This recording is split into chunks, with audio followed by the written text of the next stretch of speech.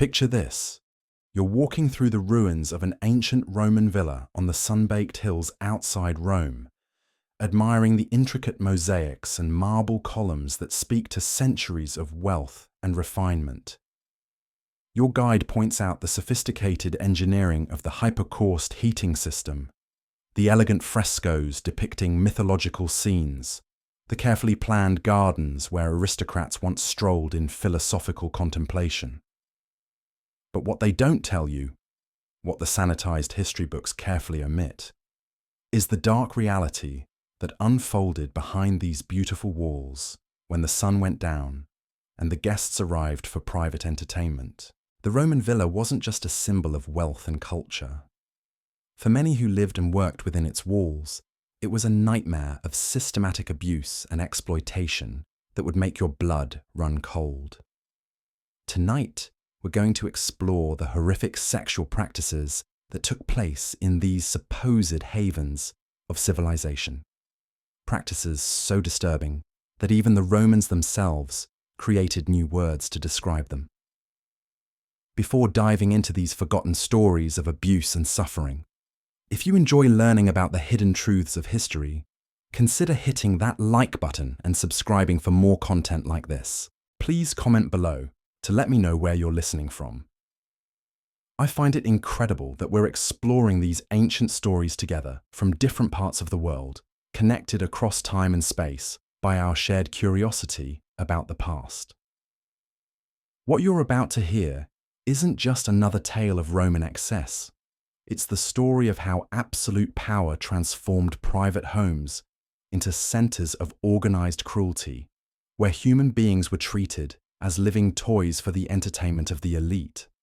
The archaeological evidence we'll examine tonight reveals a system of abuse so sophisticated and widespread that it fundamentally challenges everything we think we know about Roman civilization. The Roman villa represented the pinnacle of ancient luxury and refinement. These weren't simple country houses. They were sprawling estates that functioned as private kingdoms where the wealthy could retreat from the constraints of public life in the city. Built with the finest materials available, featuring marble imported from distant quarries, intricate mosaics created by master craftsmen, and elaborate gardens designed to rival the hanging gardens of Babylon. These villas were monuments to Roman engineering and artistic achievement, but this beauty masked something sinister. The very architecture of these villas was designed not just for comfort and display, but to facilitate and conceal activities that would shock even by ancient standards. The sophisticated layouts included multiple levels connected by hidden passages, secluded wings separated from main gathering areas, and private chambers equipped with specialized fixtures whose true purpose becomes clear only when we understand what really happened within these walls. Take the thermal bath complexes that were standard features of wealthy Roman villas. On the surface, these appear to be luxurious amenities, heated pools, steam rooms, and massage areas where guests could relax and socialize. But archaeological evidence reveals that these spaces served darker purposes. The privacy afforded by the bathhouses, combined with the social customs surrounding nudity and physical contact, created perfect conditions for sexual exploitation and abuse. The decorative programs found in these villas tell their own disturbing story.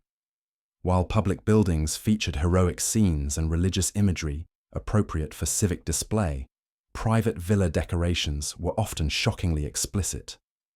Archaeologists have uncovered thousands of artifacts featuring graphic sexual imagery, not hidden away in secret chambers, but displayed openly as standard household decoration. Oil lamps, drinking cups, wall paintings, and even garden sculptures depicted sexual acts in explicit detail, creating an atmosphere where such behavior was not just normalized, but celebrated. This wasn't accidental. The prevalence of sexual imagery throughout Roman villa culture reveals a deliberate effort to create environments where extreme sexual practices could flourish. When every room contains explicit artwork, when dining implements feature graphic scenes, when garden paths are lined with erotic sculptures, the message is clear. Anything goes within these walls. The most documented example of villa-based sexual abuse comes from the notorious Emperor Tiberius and his retreat on the island of Capri. Historical accounts describe how the aging emperor transformed his villa into what can only be called a laboratory of sexual depravity. The remote location provided perfect isolation from public scrutiny, while the villa's elaborate architecture created countless opportunities for private encounters away from even the servants' eyes. Ancient historians struggled to find words for what took place at Tiberius's villa. They were forced to invent new terminology, spintry and solari, to describe sexual practices so extreme that existing language proved inadequate. These weren't isolated incidents of imperial excess, but systematic programs of abuse that involved dozens of victims and elaborate organizational structures. The spintria tokens found at archaeological sites across the Roman world provide chilling physical evidence of how widespread and organized these practices were. These bronze tokens feature explicit sexual imagery on one side and numerical values on the other, suggesting they were used as a form of currency within that these tokens have organized sexual commerce. The fact been found at villa sites throughout the empire indicates that what happened at Tiberius's retreat was not unique, but part of a broader pattern of institutionalized abuse. Villa owners maintained what amounted to private harems, collecting young slaves and servants specifically for sexual purposes. The legal framework of Roman slavery provided perfect cover for these activities. Slaves had no legal rights, no recourse to authorities, and no protection from their owners' desires. What made villa abuse particularly insidious was how it extended beyond the slave population to include freeborn citizens, who found themselves trapped by debt, political obligation, or simple proximity to power. The architectural features of Roman villas facilitated these activities through sophisticated design elements that modern visitors rarely understand. Reception rooms were positioned to allow hosts to evaluate and select guests for private entertainment. Bedroom suites featured multiple chambers connected by hidden passages, allowing for discreet movement and escape routes. Garden layouts included secluded grottos and private pavilions where activities could occur away from the main household. But perhaps most disturbing was how these villas operated as social institutions where sexual exploitation was woven into the fabric of elite entertainment. The famous symposium tradition, intellectual gatherings where educated Romans discussed philosophy, politics, and art, regularly devolved into organized sexual abuse as the evening progressed and wine loosened social constraints. Slaves who began the evening serving food and drink found themselves becoming the evening's entertainment, forced to participate in degrading acts, while their masters maintained philosophical discussions about virtue and justice. The hypocrisy was breathtaking. The same men who wrote treatises on ethics and moral behavior, who served as judges and political leaders, who were celebrated for their contributions to law and literature, transformed into monsters when the privacy of their villas allowed their true natures to emerge. They saw no contradiction between their public advocacy for virtue and their private participation in systematic cruelty. Women in villa households faced particular vulnerability regardless of their social status. Even women from senatorial families found themselves at risk when visiting these estates, as the isolated locations and absolute authority of villa owners created conditions where sexual violence could occur with impunity. The legal system provided little protection. A villa owner's word carried far more weight than that of his victims, and the social stigma attached to sexual assault often prevented victims from seeking justice, even when legal remedies theoretically existed. The economic structures surrounding Roman villas created additional layers of exploitation. Villa owners used financial leverage to coerce participation in sexual activities, offering debt relief, employment opportunities, or social advancement in exchange for compliance. This created a system where victims became complicit in their own abuse, trapped by economic necessity into participation in activities that violated their fundamental humanity. Archaeological evidence reveals the sophisticated methods used to organize and conceal these activities. Villa complexes included specialized storage areas for implements used in sexual practices, discrete chambers designed for specific types of encounters, and elaborate systems for managing and rotating victims to prevent the development of relationships or resistance networks that might threaten the system. The scale of this abuse becomes clear when we examine the sheer number of people required to maintain these villa operations. Large estates might house hundreds of slaves, servants, and dependents, creating vast populations of potential victims. The hierarchical nature of villa society meant that abuse trickled down through multiple levels, with those who had been victimized often becoming perpetrators themselves as they sought to gain favor with their masters, or simply to survive in an environment where showing weakness invited further exploitation. What makes these practices particularly horrific is how they were systematically normalized within Roman elite culture. Sexual abuse wasn't seen as criminal behavior requiring concealment, but as a natural expression of power and authority that deserved celebration and documentation. The explicit artwork, the specialized architecture, the organized token systems, all of these elements reveal a society that had not just accepted sexual exploitation, but had elevated it to an art form. The victims of these villa-based atrocities came from every level of Roman society, creating a web of exploitation that reached far beyond the traditional boundaries of slavery. While slaves formed the largest and most vulnerable population, the appetite of villa owners extended to freeborn citizens whose circumstances made them susceptible to coercion. Young men from impoverished families found themselves trapped in cycles of debt that could only be repaid through sexual service. Daughters of bankrupt merchants discovered that their beauty had become their family's most valuable asset, traded away to settle financial obligations. The recruitment methods used by villa owners reveal the calculating nature of their operations. They didn't simply rely on the slave markets, though these remained a primary source of victims. Instead, they developed networks of procurers who specialized in identifying and acquiring suitable candidates from across the empire.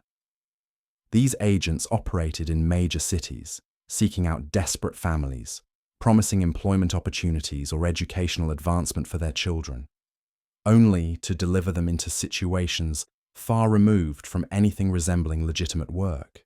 Consider the case of Marcus Crassus, one of Rome's wealthiest men, whose villa outside Naples became legendary for its excesses. Ancient sources describe how Crassus maintained agents throughout the Mediterranean who were tasked with finding boys and girls of exceptional beauty. These children were purchased or coerced from their families under false pretenses, transported to his estate, and subjected to what he termed aesthetic education.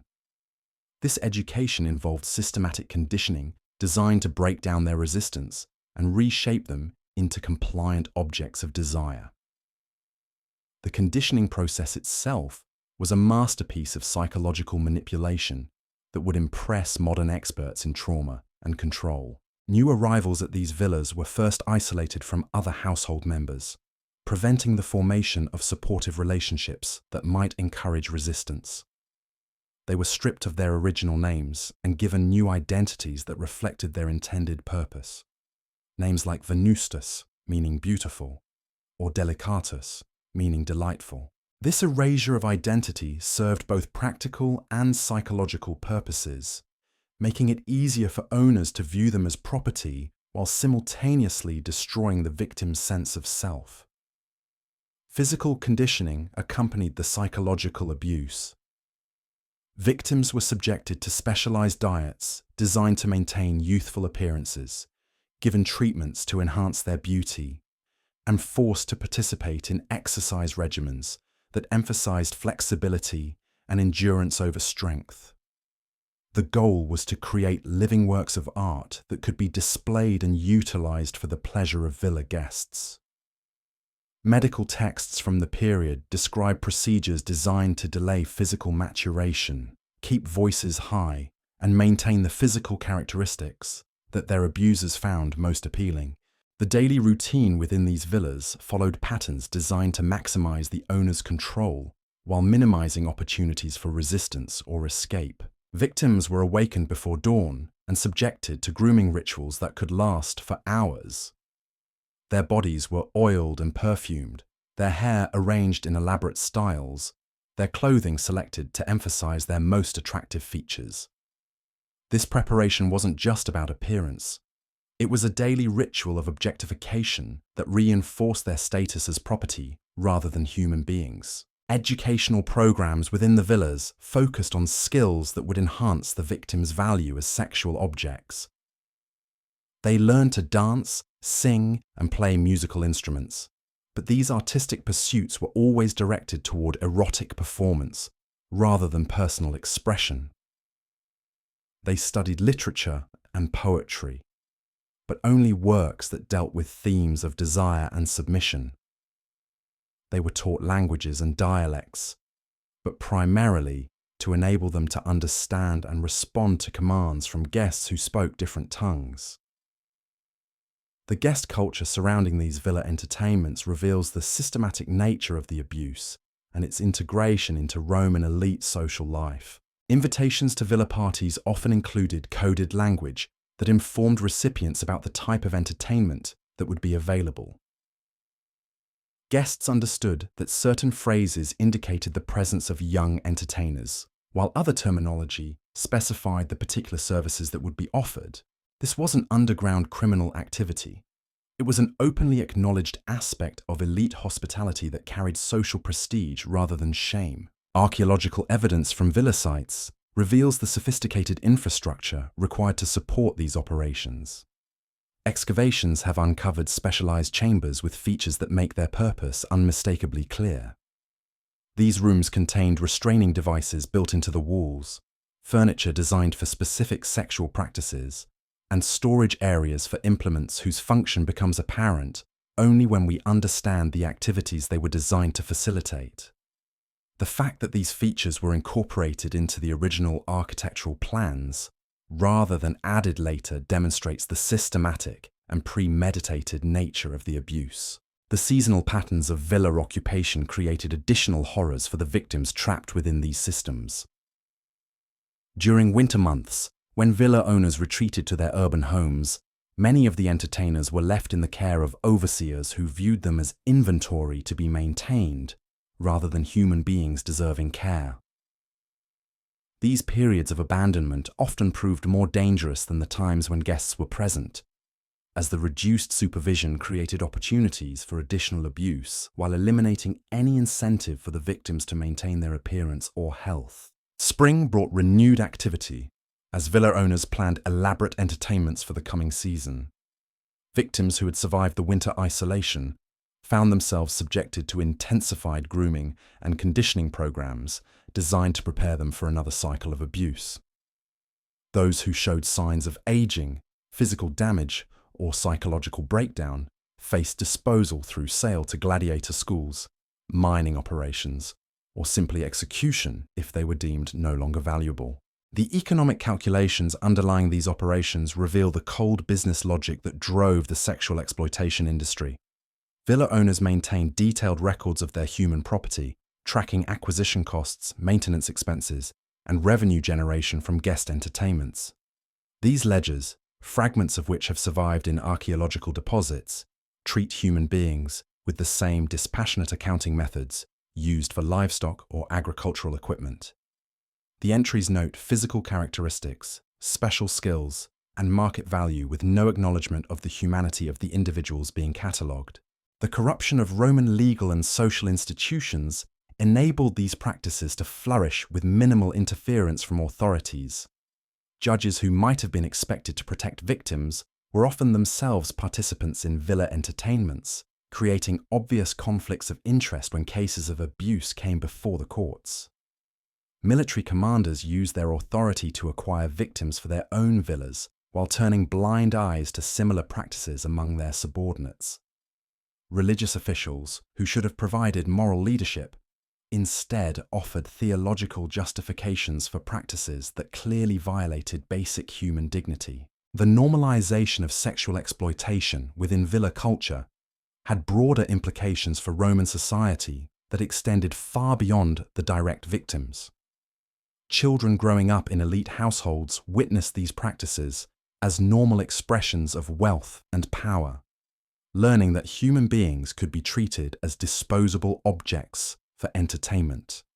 Young aristocrats visiting these villas received what amounted to educational experiences in cruelty, preparing them to continue these traditions when they inherited their own estates. The psychological impact on villa staff who weren't direct victims of sexual abuse was profound and lasting. Servants, guards, and other household workers found themselves complicit in activities they knew to be wrong, creating trauma that affected entire communities. Many developed what we might now recognize as symptoms of complex post-traumatic stress, exhibiting hypervigilance, emotional numbing, and desperate attempts to avoid situations that reminded them of what they had witnessed. The resistance networks that developed within these villa systems represent one of the most remarkable aspects of human resilience in the face of systematic oppression. Despite the carefully designed isolation and control mechanisms, victims found ways to communicate, support each other, and preserve fragments of their humanity through acts of quiet rebellion that their captors never fully understood or eliminated. These networks operated through subtle signals and coded communications that evolved organically within the oppressive environment. A particular way of arranging flowers in a vase might indicate which guests posed the greatest danger. The positioning of oil lamps could warn others about planned activities for the evening. Even the manner of serving wine or arranging cushions became part of an elaborate communication system that allowed victims to share information and offer what little protection they could provide for one another. The most sophisticated of these resistance efforts involved the preservation of memory and identity despite systematic attempts at erasure.